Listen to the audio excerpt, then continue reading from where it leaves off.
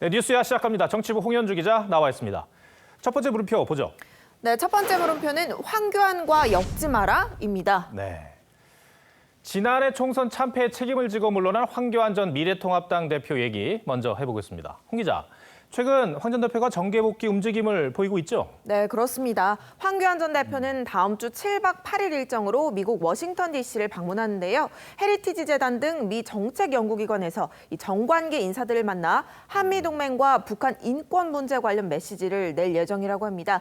황 전 대표 측 관계자는 대외 활동의 가장 큰 시작점이라며 이 정계 복귀 신호탄으로 봐도 될 것 같다고 말했습니다. 황 전 대표가 이번 주 초에 국회를 방문을 했었는데 구설이 있었습니까?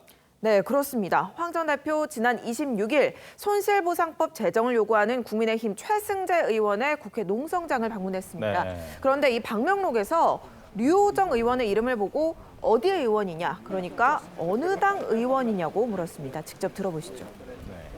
모종은 어디 의원이에요? 정의당이요. 네. 그런데 이 황 전 대표 복귀를 바라보는 국민의힘 의원들의 반응은 어떻습니까? 네, 사실 21대 의원들이요 모두 황 전 대표 체제 하에서 공천을 받고 국회에 들어온 사람들이기 때문에 직간접적으로 인연이 있을 겁니다. 예. 그런데 대다수 의원들 지금 오늘 물음표처럼요 한마디로 엮지 말라는 분위기입니다. 한 중진 의원은 올 초 황 전 대표와 식사를 하면서 아직은 때가 아니다, 지금은 기다려야 할 때다라고 이야기를 했는데 며칠 뒤 정계 복귀를 암시하는 글을 이 황 전 대표가 올려서 황당했다고 말하기도 했습니다.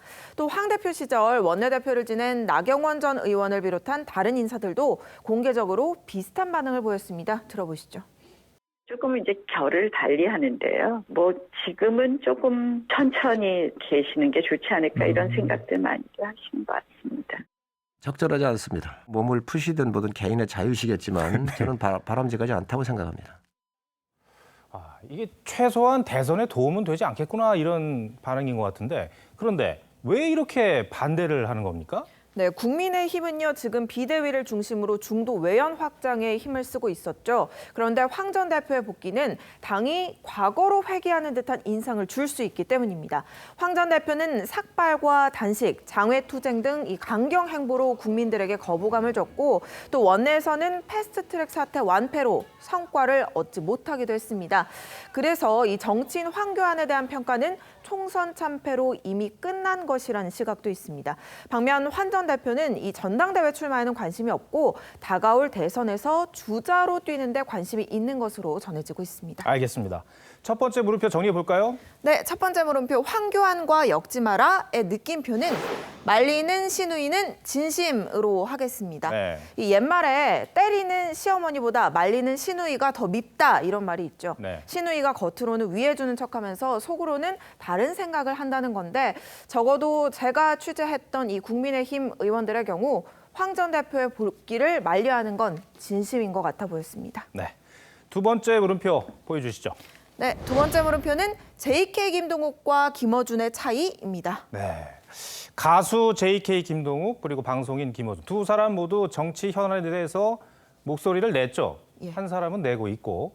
김동욱 씨가 오늘 조선일보와 인터뷰를 했습니다. 나는 음악방송에서 음악 이야기만 했는데도 하차했고, 김어준 씨는 방송에서 정치적 발언을 하고도 계속 방송을 하고 있다고 지적했습니다. 네. 김 씨는 또 여기가 공산국가도 아니고 내 생각까지도 주변 사람들의 눈치를 봐야 하냐 이러면서 황당했습니다.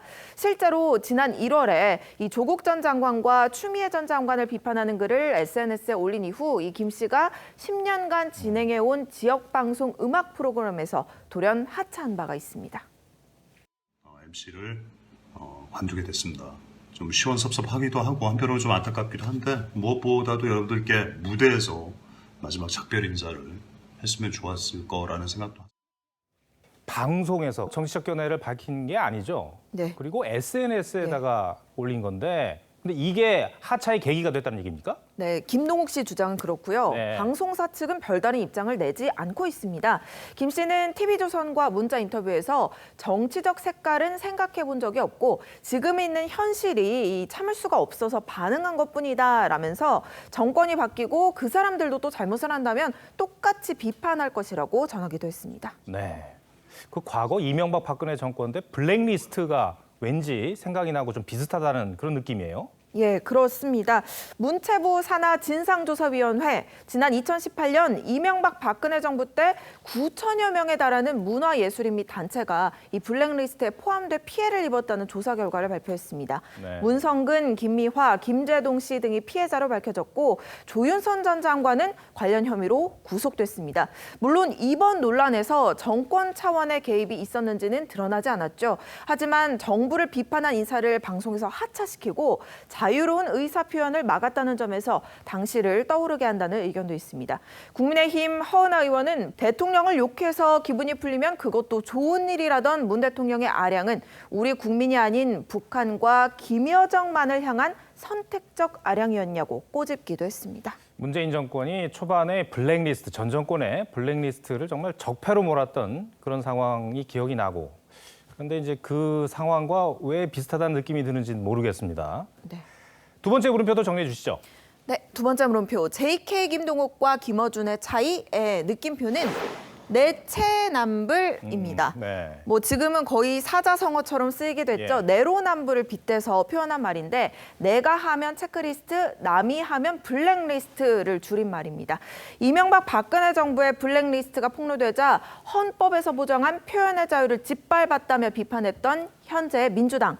일부 강성 지지층의 이 위험한 횡포를 언제까지 방관할 건지 우려됩니다. 알겠습니다. 허영지 기자 오늘 얘기 잘 들었습니다.